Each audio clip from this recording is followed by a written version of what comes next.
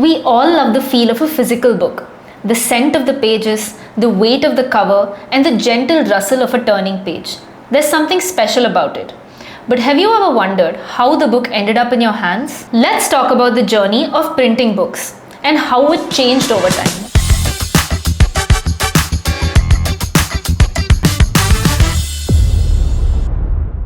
Once upon a time, books were written by hand, sometimes multiple times, just to create a few copies. Reading was a luxury that only a few could afford. Then, in 1450, Johannes Gutenberg changed everything by inventing the movable type. Printing became faster, cheaper, and more accessible.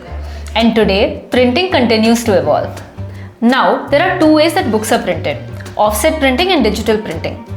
Both serve different purposes, and it's useful to know what purpose each type of printing serves, especially if you're going to publish a book on your own. Offset printing is the method that traditional publishers use to produce a large quantity of books. Ink is first transferred to a metal plate, then to a rubber sheet, and finally to the paper. After printing, the pages are trimmed, bound, and stitched to create the final book.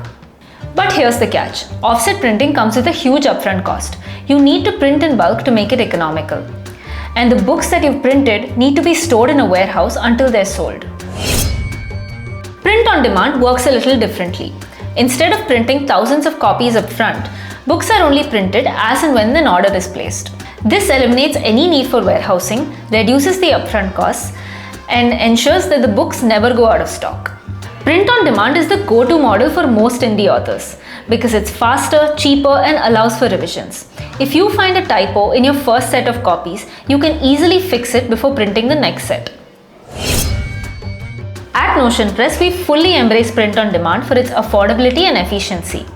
When you publish with us, your book gets listed on platforms like Amazon, Flipkart, and the Notion Press store. When someone places an order, a fresh copy is printed and sent directly to them. You don't need to worry about storage space or printing thousands of copies up front. And the best part is that you have control over your book's journey. So the next time you hold a book in your hand, take a moment to appreciate the journey it took.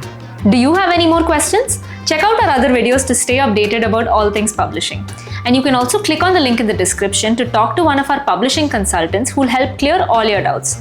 Don't forget to subscribe and hit the bell icon for more updates. Happy publishing!